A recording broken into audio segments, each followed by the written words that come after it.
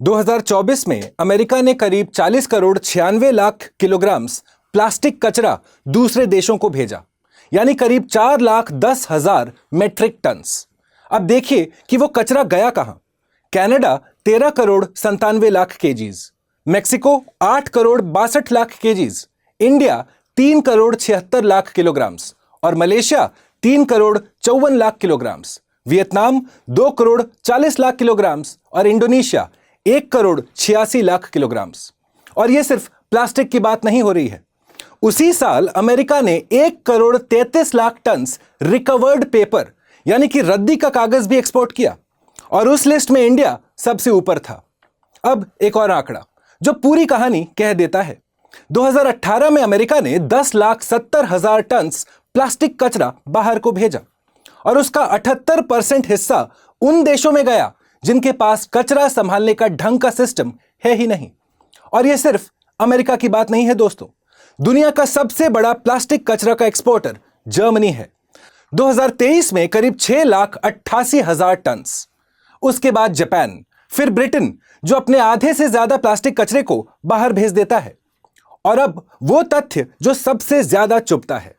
2017 में world economic forum ने Germany को दुनिया का सबसे अच्छा रिसाइकलर बताया था और वही जर्मनी दुनिया का सबसे बड़ा कचरा का एक्सपोर्टर भी है। अब एक आखिरी नंबर, आई प्रॉमिस, दुनिया के टॉप 10 कचरा भेजने वाले देश मिलकर हर साल करीब 44 लाख टन्स प्लास्टिक कचरा बाहर भेजते हैं, यानी दुनिया के कुल प्लास्टिक कचरा का एक्सपोर्ट 71% के मुताबिक। और ये सारे के सारे अमीर देश ही हैं। तो सवाल यह है दोस्तों, जिन देशों को हम सफाई के लिए जानते हैं, जिनकी सड़कों की तस्वीरें हमारे और आपके डेस्कटॉप के वॉलपेपर्स पे हैं, वो अपना कचरा हमारे देश में क्यों भेज रहे हैं? और सबसे जरूरी बात, क्या यह कानूनी है? और इस साल इंडिया की एक अदालत ने इस पर वो फैसला दिया है जो आज तक किसी ने नहीं दिया था। अब 1 मिनट रुकिए, क्योंकि अब एक ऐड आ रहा है और मैं आपको साफ बता रहा हूं ताकि अगर आप चाहें तो आप इसे स्किप कर सकते हैं। 40 सेकंड का है, उसके बाद हम सीधा वापस जाएंगे। अगर आप स्टूडेंट हैं या जॉब कर रहे हैं, अगर आपको लगता है कि एआई अब हर जगह आ रहा है, तो बात एब्सोल्युटली सही है। स्टडी आईक्यू ने आईआईटी मद्रास के आईआईटीएम प्रवर्तक के साथ एक जनरेटिव एआई का कोर्स बनाया है। इसमें चैट जीपीटी, जेमिनाई और क्लॉड जैसे टूल्स पर प्रैक्टिकल काम सिखाया जाता है, प्रॉम्प्ट इंजीनियरिंग से रियल प्रोजेक्ट्स तक। कोर्स पूरा करने के बाद आईआईटी मद्रास का एक सर्टिफिकेट भी मिलता है। फीस 7,999 रुपए। बैच शुरू हो चुका है 22 अगस्त से। लिंक और पीडीएफ आपको नीचे डिस्क्रिप्शन में मिल जाएंगे। चलिए ऐड खत्म, वापस चलते हैं कचरे की टॉपिक की तरफ। अब उस अदालत के फैसले पर आते हैं।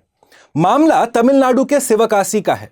वहां 2 पेपर कंपनीज ने विदेश से कंटेनर मंगवाए जिन पर लिखा था वेस्ट पेपर यानी कि रद्दी का कागज। यह कागज रिसाइकल करके नया कागज बनाने के लिए लाया गया था। करीब 120 मेट्रिक टन से ज्यादा का माल जो कनाडा, अमेरिका और सिंगापुर के सप्लायर से आया था। और जब कस्टम्स के अधिकारियों और तमिलनाडु पोल्यूशन कंट्रोल बोर्ड ने उन कंटेनर्स को खोला तो अंदर कागज था ही नहीं। अंदर था इस्तेमाल की हुई प्लास्टिक की बोतलें, सड़क का झाड़ू और कचरा, प्लास्टिक की थैलियां, टूटे हुए कांच, खाने का कचरा और पीने के कैंस, यानी आम शहर का कचरा जिसे रिसाइक्लेबल पेपर का लेबल लगाकर आधी दुनिया पार करवा के एक इंडियन पोर्ट पर उतार दिया गया था। मामला कोर्ट में पहुंचा और कंपनीज ने आंकड़ों पर बहस भी नहीं की। उन्होंने शुरू में ही जुर्माना भर दिया, लेकिन फिर उन्होंने 2 विकल्प रखे। पहला, यह माल वापस उस देश मत भिजवाइए जहां से यह आया है, इसे दुबई भेज दीजिए क्योंकि वहां शिपिंग सस्ती पड़ेगी। फिर दूसरा दलील, हमें इसे इंडिया में ही जलाने या प्रोसेस करने दिया जाए, सीमेंट किल में या वेस्ट टू एनर्जी प्लांट्स में। फिर मद्रास हाईकोर्ट ने दोनों से साफ मना कर दिया। जस्टिस डी भारता चक्रवर्ती ने कहा कि इंडियन कानून सिर्फ एक ही चीज की इजाजत देता है, असली रीएक्सपोर्ट, यानी गैर कानूनी तरीके से आया कचरा वहीं वापस जाएगा जहां से वो आया था, ना किसी तीसरे देश में सिर्फ इसलिए कि वहां भेजना सस्ता पड़ता है और उस माल को इंडिया के अंदर निपटा देना। कोर्ट ने कहा कि इससे वो पूरा कानूनी ढांचा ही बेकार हो जाएगा जो इस देश को, कोर्ट के अपने शब्दों में, दुनिया का कूड़ा घर बनने से रोकने के लिए बनाया गया था। और फिर कोर्ट ने वो लाइन कही जो पूरे देश में चर्चा का विषय बन गया। कोर्ट ने कहा कि अगर कोई व्यक्ति जानबूझकर ऐसा कचरा इंडिया भिजवाता है या उसमें मदद करता है और भारत माता पर कचरा फेंकता है, तो वो सिर्फ एनवायरमेंट प्रोटेक्शन एक्ट के तहत एक अपराध नहीं, बल्कि हमारी सार्वभौमिकता यानी सॉवरेंटी को सीधी चुनौती है। और इससे ज्यादा गंभीर देशद्रोह का रूप हो ही नहीं सकता। और कोर्ट ने एक और बहुत व्यवहारिक सवाल उठाया कि जब इंडिया खुद हर दिन 1,70,000 टन से ज्यादा शहर का कचरा पैदा करता है और जब यहां रिसाइकल करने लायक कागज पहले से मौजूद है, तो विदेश से रद्दी कागज मंगवाने का बिजनेस मॉडल है ही क्या? और यह मामला अकेला नहीं है दोस्तों। रिपोर्ट्स के मुताबिक 2021 से 2023 के बीच इंडिया ने करीब 20 करोड़ किलो प्लास्टिक कचरा इंपोर्ट किया। सोचिए जरा, 20 करोड़ किलोग्राम्स। अब इस पूरे खेल का नाम समझिए। इसका नाम है वेस्ट कॉलोनियलिज्म, यानी कचरे का उपनिवेशवाद। और यह शब्द नया नहीं है, यह 1989 में बनाया गया था, उस दौर में जब बेसल कन्वेंशन पर काम हो रहा था। वो अंतरराष्ट्रीय संधि जो तब बनी जब एक के बाद एक स्कैंडल सामने आए, जिसमें यूरोपियन और अमेरिकन कंपनीज अपना जहरीला कचरा वेस्ट अफ्रीका और कैरिबियन के तट पर डाल देती थीं, अक्सर नकली कागजों के साथ। और इस सोच का निचोड़ काफी सिंपल है। जिन देशों के पास इतना पैसा है कि वो बहुत कुछ खरीद सकें, उनके पास इतना पैसा भी है कि वो उसके अंजाम से बच सकें, और वो हमेशा कोई गरीब देश ढूंढ लेते हैं जो उनके लिए वो अंजाम भुगत सकता है। तो दोस्तों, अब सवाल यह है, वो ऐसा करते क्यों हैं? और जवाब पूरी तरह इकोनॉमिक यानी कि आर्थिक है। अमीर देशों में एनवायरनमेंट के कानून बहुत सख्त होते हैं। वहां कचरा जलाना, दफनाना या गंदा रिसाइकलिंग करना बहुत महंगा होता है और उस पर भारी फाइन्स, जुर्माने लग सकते हैं। और उनके रिसाइकलर्स को विदेशी प्लास्टिक्स के फ्लेक्स और लम्प्स ज्यादा पसंद आते हैं, क्योंकि वो अपने देश के बिना छटे हुए कचरे से सस्ते और साफ होते हैं। यानी एक तरफ अपना कचरा संभालना महंगा है, दूसरी तरफ दूसरों का कचरा खरीदना सस्ता है, और इस बीच में पूरा बाजार खड़ा हो जाता है। और अब वो घटना जिसने ये पूरा बाजार को पलट दिया। सालों तक दुनिया के प्लास्टिक कचरे का सबसे बड़ा हिस्सा चाइना लेता था, सस्ता इंडस्ट्रियल कच्चा माल उसको समझकर। और फिर 2018 में चाइना ने अपनी नेशनल स्वॉर्ड पॉलिसी लागू कर दी और 24 तरह के कचरों पर रोक लगा दिया। नतीजा, चाइना का प्लास्टिक कचरा इंपोर्ट एक ही साल में 95% से ज्यादा गिर गया। लेकिन जो देश कचरा भेज रहे थे, उन्होंने कचरा बनाना वो तो बंद नहीं किया, उन्होंने बस नया एड्रेस ढूंढ लिया, और वो नया पता बना साउथ ईस्ट एशिया। मलेशिया और इंडिया ने ब्रिटेन के प्लास्टिक को लेना शुरू किया, वियतनाम ने यूरोपियन यूनियन और अमेरिका का। 2024 में मलेशिया ने करीब 4,72,000 टन कचरा इंपोर्ट किया है, एशिया पैसिफिक में सबसे ज्यादा। वियतनाम ने करीब 4,21,000 टन, और अब टर्की यूरोप का सबसे बड़ा ठिकाना बन चुका है। और अब इस कहानी का वो हिस्सा जो अभी शुरू ही हुआ है और जो अगले 10 साल में सबसे बड़ा बनने वाला है, क्योंकि अब तक हमने प्लास्टिक और बस कागज की बात की है, लेकिन दुनिया का सबसे तेजी से बढ़ने वाला कचरा अब यह नहीं रहा दोस्तों, वो है ई वेस्ट। आंकड़ों पे नजर डालिए, 2022 में दुनिया ने 6 करोड़ 20 लाख टन ई वेस्ट पैदा किया, जो 2010 से 82% ज्यादा है, और 2030 तक यह 8 करोड़ 20 लाख टन होने का एस्टिमेशन है। और उसमें से कितना ठीक से रिसाइकल होता होगा? सिर्फ 22%। मतलब 78% हिस्सा या तो लैंडफिल में जाता है या उन इलाकों के इनफॉर्मल रिसाइकलिंग में जो ज्यादातर एशिया और अफ्रीका में है।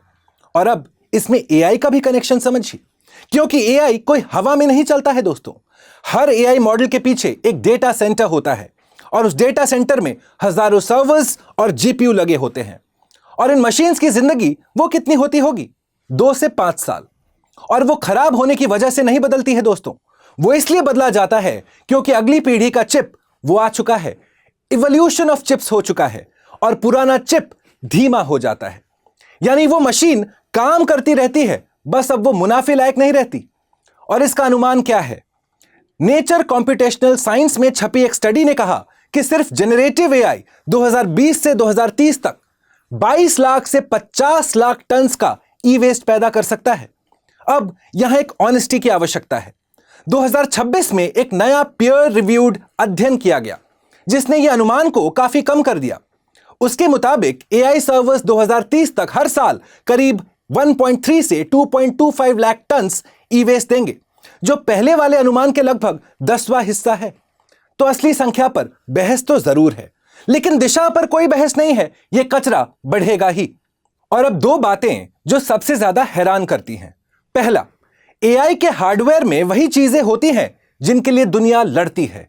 यूएस हार्डवेयर में गैलियम, जर्मेनियम और इंडियम जैसे तत्व होते हैं, वही क्रिटिकल मिनरल्स जिनके एक्सपोर्ट पर रोक लगती है, जिनके लिए देश समझौते करते हैं और जिनके लिए अरबों डॉलर खर्च किया जा रहा है, और इनका रिसाइकलिंग रेट अक्सर 1% से भी कम होता है। यानी हम एक तरफ उन धातुओं को जमीन से निकालने के लिए अरबों खर्च रहे हैं और दूसरी तरफ उन्हें किसी गांव के बाहर जला रहे हैं।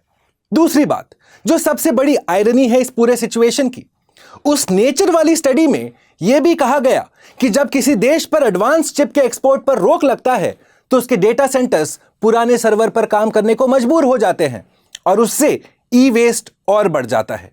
एक हिसाब के मुताबिक नया चिप मिलने में सिर्फ 1 साल की देरी ई वेस्ट में करीब 14% का इजाफा कर सकती है।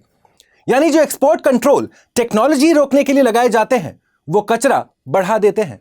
और अब इंडिया की अपनी स्थिति पे बात कर लेते हैं। इंडिया दुनिया का सबसे बड़ा ई वेस्ट पैदा करने वाले देशों में से एक है और हमारी रिसाइकलिंग की क्षमता हमारी जरूरतों से काफी कम है और हमारा ज्यादातर ई वेस्ट फॉर्मल रिसाइकलिंग प्लांट में पहुंच ही नहीं पाता। वो जाता है उस इनफॉर्मल बाजार में। दिल्ली के सीलमपुर और मंडोली, यूपी का मुरादाबाद, महाराष्ट्र का भिवंडी, और इन जगहों पे क्या होता होगा? तार खुले में जलाए जाते हैं ताकि तांबा निकाला जा सके। सर्किट बोर्ड को तेजाब में डाला जाता है ताकि सोना निकाला जा सके, और यह सब बिना किसी सुरक्षा के अक्सर खुले हाथों से किया जाता है।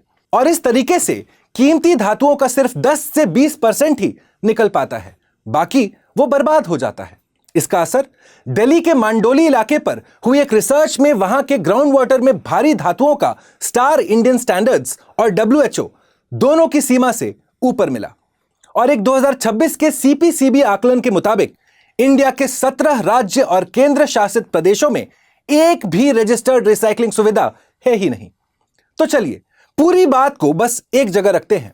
यह कहानी प्लास्टिक से शुरू हुई थी, फिर कागज, और अब वो चिप, सर्वर और GPU तक पहुंच रही है। और हर बार ढांचा एक ही रहता है। एक तरफ वो देश जो चीज खरीदते हैं, इस्तेमाल करते हैं और नए मॉडल्स पर चले जाते हैं, और दूसरी तरफ वो देश जहां उसका अंजाम पहुंचता है दोस्तों। और अब तक ये चलता इसलिए रहा क्योंकि जुर्माना भरना या कंटेनर वापस मंगवाना अपने देश में उस कचरे को ठीक से निपटाने से सस्ता पड़ता था। और यही वो हिसाब है जिसे मद्रास हाईकोर्ट ने तोड़ने की कोशिश की है, क्योंकि कोर्ट ने इसे सिर्फ एनवायरमेंट का मुद्दा नहीं कहा, उसने इसे सार्वभौमिकता का मुद्दा कहा है, यानी कि सॉवरेंटी का इशू बतलाया है। और उस एक शब्द से यह मामला एक जुर्माने से निकलकर एक अलग ही श्रेणी में चला जाता है। लेकिन एक कड़वी बात भी है, कानून इंडिया के पास पहले भी था और ज्यादातर उन देशों के पास भी है जहां ये कंटेनर शिप्स जाते हैं। फिर भी ये कंटेनर्स आते रहते हैं, क्योंकि जब तक कचरा भेजना उसे ठीक करने से सस्ता रहेगा तब तक वो जहाज चलता ही रहेगा। बस उसका पता, उसका एड्रेस चेंज होता रहेगा। और इसीलिए एआई वाला हिस्सा बहुत इंपॉर्टेंट है, क्योंकि प्लास्टिक का कचरा तो हम देख सकते हैं, वो सड़क पर दिखता है, नदी में दिखता है, लेकिन एक पुराना सर्वर, एक रिटायर्ड GPU वो किसी तस्वीर में नहीं आता। वो चुपचाप एक कंटेनर में किसी और के शहर के बाहर पहुंच जाता है और उस पर लिखा होता है यूज्ड इलेक्ट्रॉनिक्स, बिल्कुल वैसे ही जैसे उस कंटेनर पर लिखा था वेस्ट पेपर। मैं हूं भुवन झा, यह है study IQ explains, and I hope you enjoyed learning this discussion. Study IQ IAS, आपका सिलेक्शन हमारा मिशन।